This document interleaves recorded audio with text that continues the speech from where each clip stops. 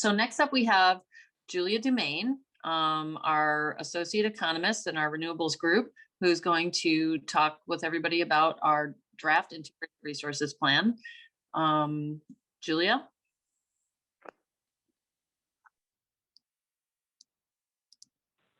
Sorry, everyone, just getting my screen set up here. Okay, can everyone see that?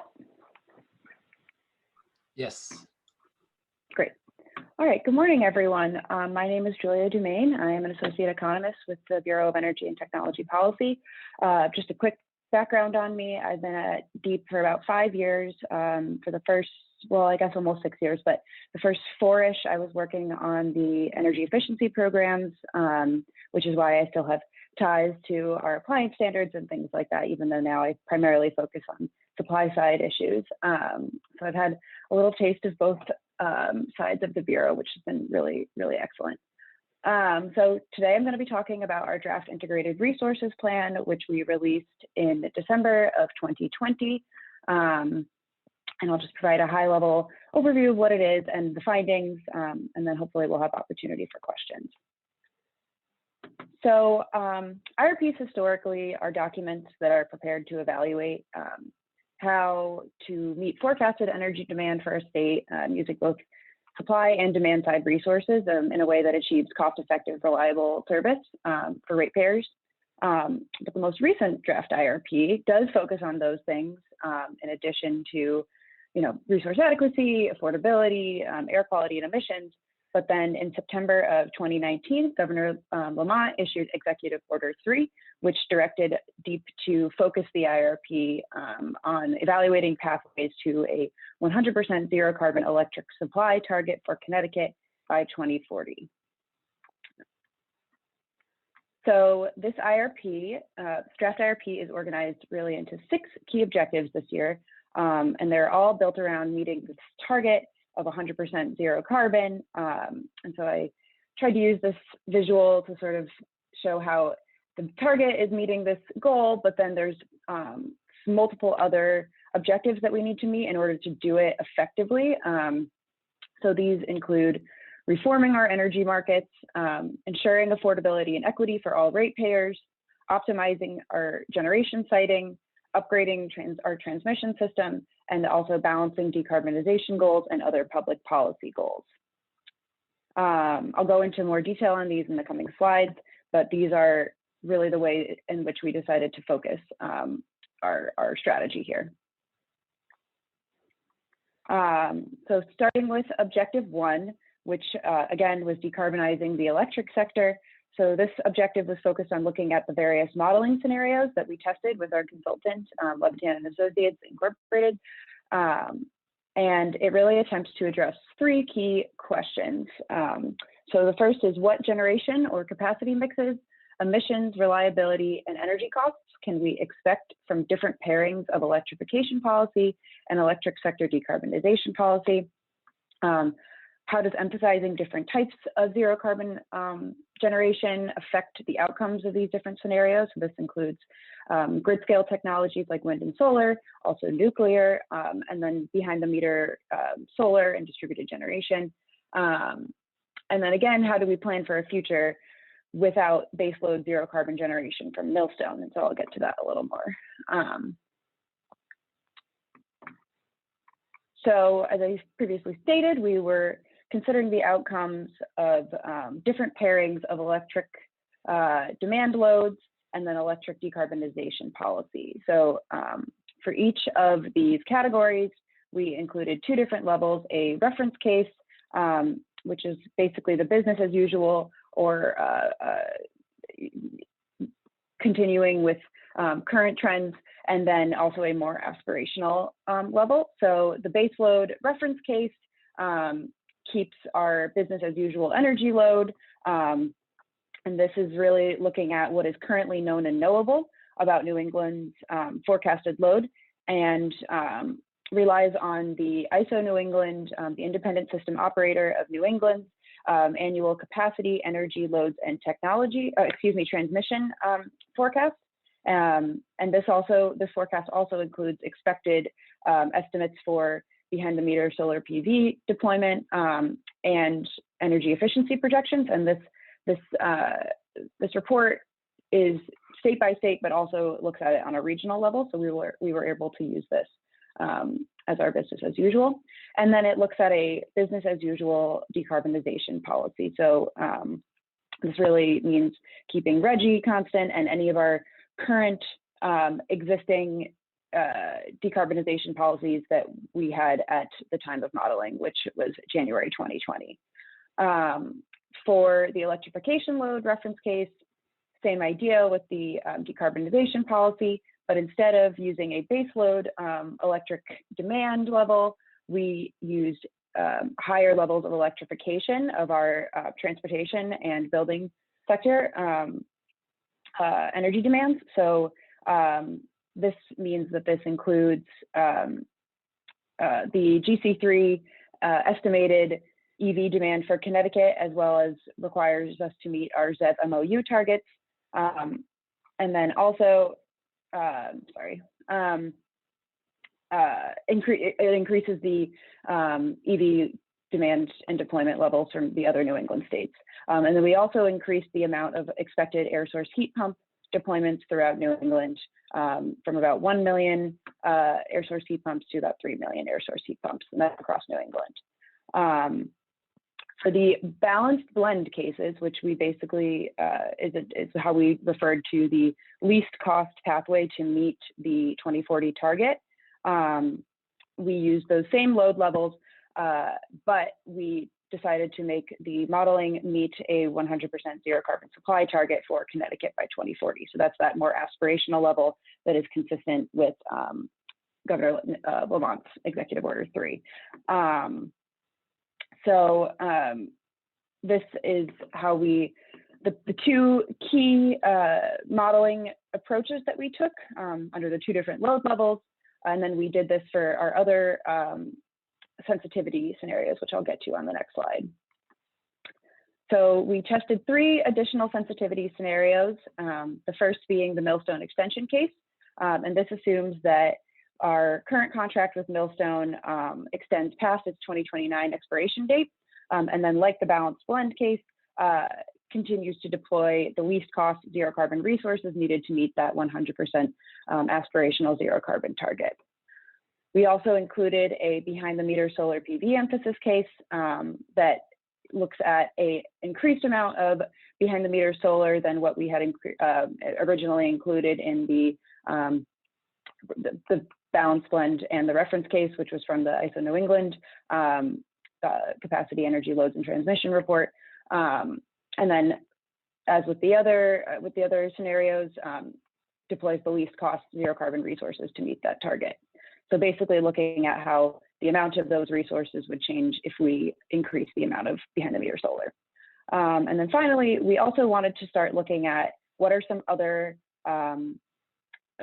strategies that we can employ that will increase the efficiency of meeting this goal, and that aren't just deploying more resources, but how can we do it in a more strategic and efficient way? So this no transmission constraint scenario effectively eliminated constraints throughout New England, and then deployed again the least cost resources to meet that 100% zero carbon target, and to create more simplicity in the modeling, because this could otherwise create excessive iterations and would be very difficult. We applied this to the existing balanced blend scenarios from my previous slide to see how those particular pathways would change if there were no transmission constraints throughout New England. Okay, so this graph shows the trajectories of our assumptions around the emissions assumptions. As you can see, Connecticut goes towards 0 over time, as does Rhode Island, and then Massachusetts declined slightly. We had used Massachusetts Clean Energy Standard and their in-state emissions reduction standard as well. For the other states, we had originally done outreach with the other states to see what kind of assumptions they might want us to include in this, because this is we all share a regional grid, and so we wanted to make sure that we were including the most up-to-date and certain assumptions around other states' policies as possible. And it was decided that the only states that wanted that included were Rhode Island and Massachusetts. So for the other New England states, we assumed their 2016 inventory levels, which was the most recently available at that time. Of course, with the understanding that, modeling is modeling, and this is to help create simplicity and make sure that we could come to a conclusion. So of course, the reality of a state's emissions holding constant for the next 20 years are unlikely, but this is how we were able to include an assumption into our modeling. For the reference case scenario, we used the RGGI commitments that the 6 New England states have committed to, which is approximately equal to 18 million metric tons by 2030, and then we held that value constant. So again, this is the reference scenario. This is assuming business as usual, no additional policy changes, and so that was how we approached this. And so then the model used the regional target to solve for first, and then would allocate the resources after that. Okay, so now I'll get into the key findings that we cite in each objective. So objective 1, first and foremost, as I've repeated before, Connecticut must decarbonize the electric sector. The key findings include that our current investments that we've been making have already put us on a really great path towards success. As of right now, we have the equivalent of 65% of Connecticut's energy load under contract with clean energy resources. And then by 2025, this is expected to increase to about 91%.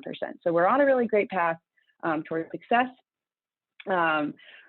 Based on the 10 different modeling scenarios that we tested, 5 scenarios under 2 loads rather, there are multiple pathways that can help us reliably meet this 100% zero carbon electric sector, which is great news.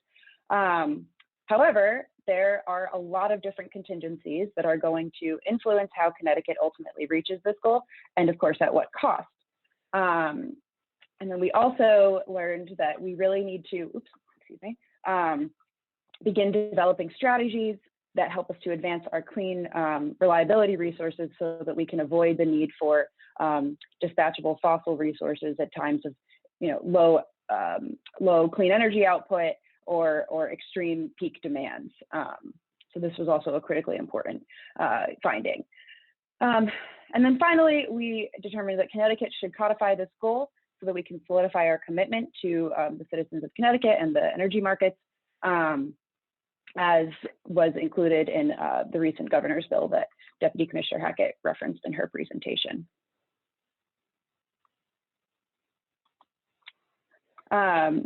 So as I referenced on the previous slide, there are multiple contingencies that are going to ultimately impact how we, which type of pathway we select to meet this goal.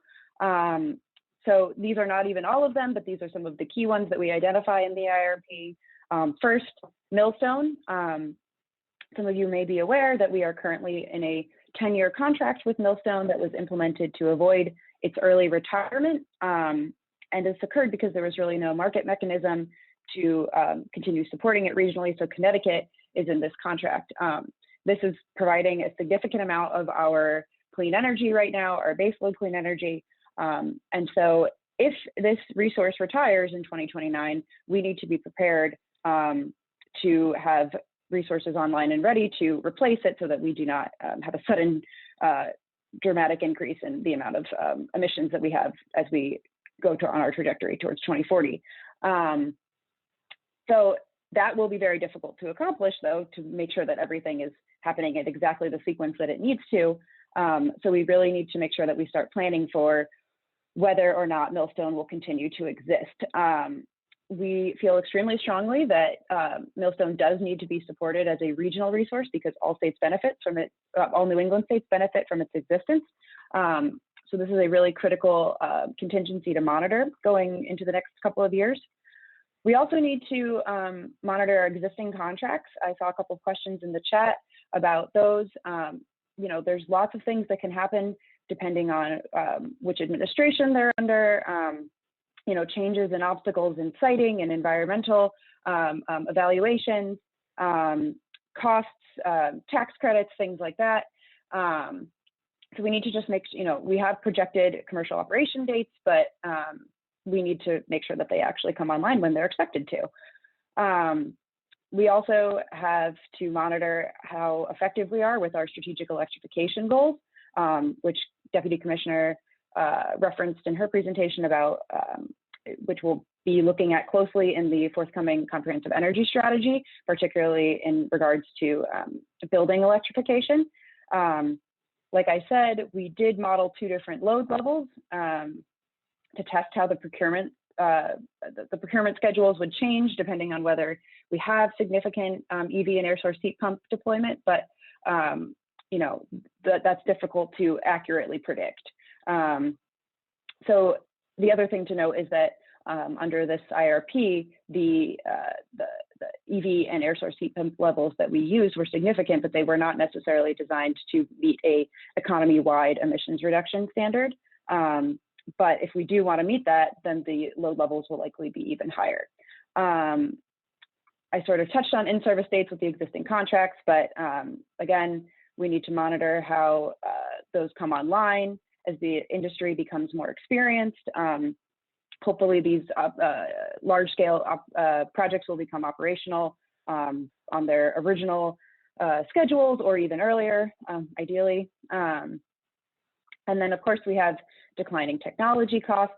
Since Connecticut began procuring clean energy about a decade ago, costs have declined precipitously, and there's the trends expect that to continue.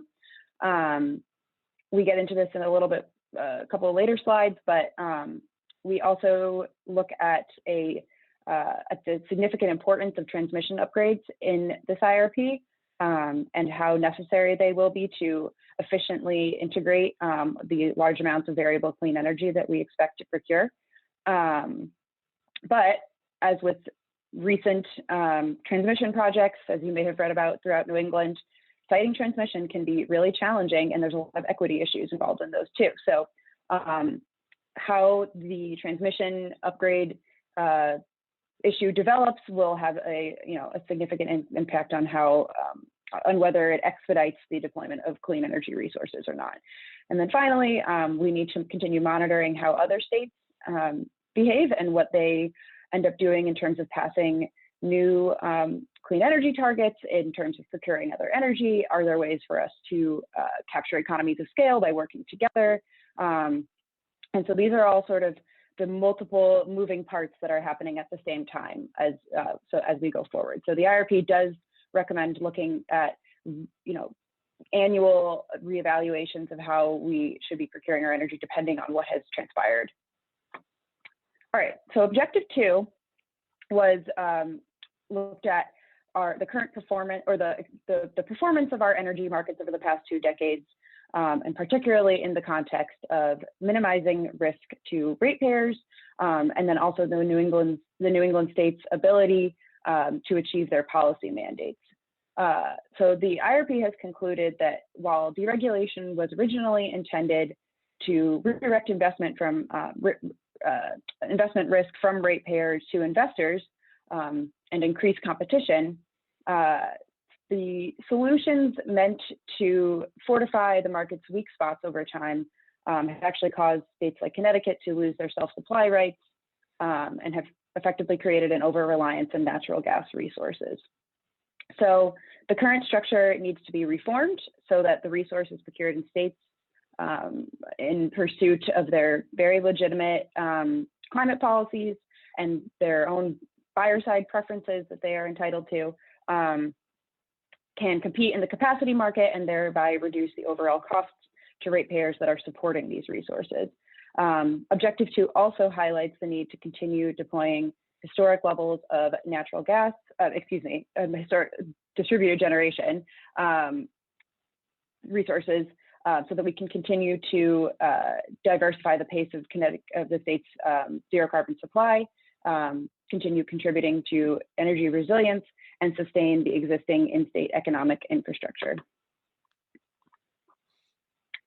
Objective 3 looks at, or acknowledges rather, the extremely high energy rates that Connecticut experiences and the affordability gap, both of which have been long recognized in many previous forums and reports.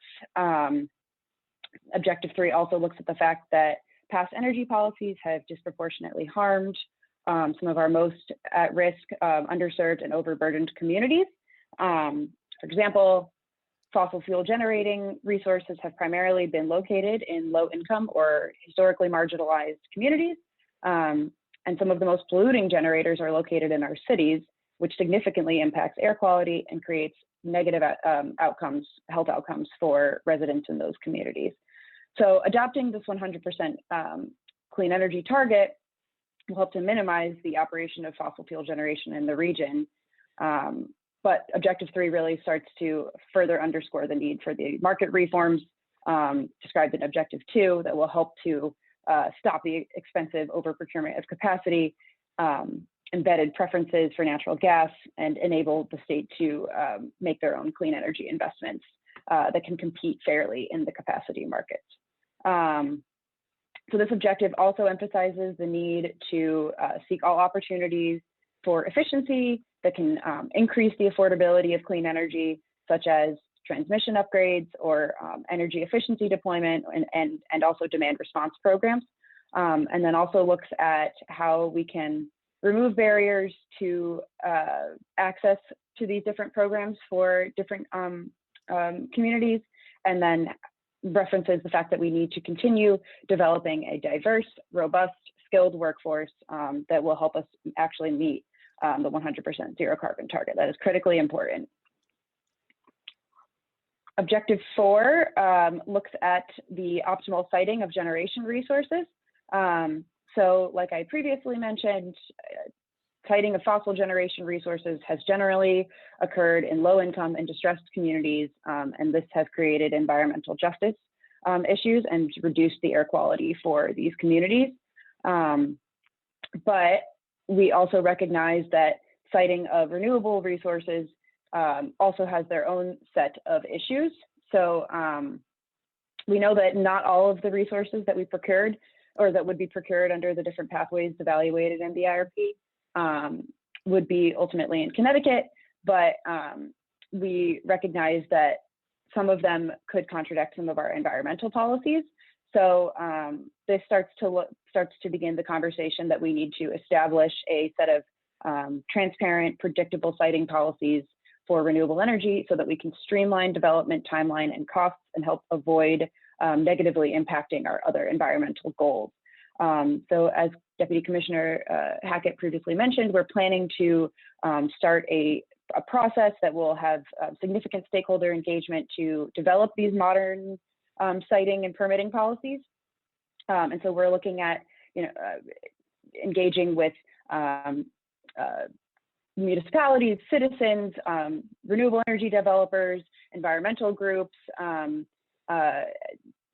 fisheries representation, et cetera. So we're going to be talking to other states to sort of engage on their best practices. And we're really looking to create a comprehensive set of siting and permitting policies. Objective 5, I've alluded to, looks at how we need to upgrade our existing transmission infrastructure. So New England's energy system was originally designed to support conventional resources like gas and nuclear and oil, but it can only support a limited amount of new zero carbon generation. And this is particularly at critical points where we would want to interconnect offshore wind resources. So what we have determined is that we need to upgrade our transmission system through a regional proactive process that looks to help optimize planning and improve efficiency and make sure that we are able to use all of the clean energy that we produce so that there is not what is called curtailment or spilling of energy generated by clean energy resources. So we are also going to, and this will also include looking at different solutions that maybe are not transmission directly, but can help play a crucial role in minimizing total load. So this includes things like energy efficiency, demand response, and how that can help create a more strategic integration system. And then finally, Objective 6 So this is looking at balancing Connecticut's decarbonization goals with its other public policy goals. Connecticut's energy policies currently support technologies that are not necessarily zero emissions, but they do provide other solutions to important public policy goals. A good example, and what has become a very important conversation recently, is the topic of waste to energy plants in Connecticut. These emit greenhouse gases and other air pollutants and have do create environmental justice issues. But in the waste management of Connecticut, they have provided a vital service in avoiding landfilling and maintaining a self-sufficient waste disposal solution, rather than having all of our waste exported, effectively just creating an environmental justice issue in other places in the country. So in evaluating the pathways to reach this 100% zero carbon target, the IRP does recognize the distinct and related policy goals of the RPS and the Global Warming Solutions Act, and highlights opportunities to align the state's decarbonization efforts with other state policy goals. And this recognizes the need that to start creating more sustainable waste to energy management practices, so that we can stop using waste to energy, we need to have more sustainable waste management practices so that we can stop using waste to energy and creating those environmental harms. And then this objective also looks at how we can phase down the inclusion of biomass in our Class 1 RPS compliance. So finally, the IRP recommended 15. Could I interrupt you? Sure. You have the unenviable task of condensing 500 pages of work into 25 minutes of fame. What I would recommend is we defer this slide until we give Mr. Lee his shot, so we can make sure we get him in, because we'll start to lose people. Oh gosh, I'm so sorry. Yes, absolutely.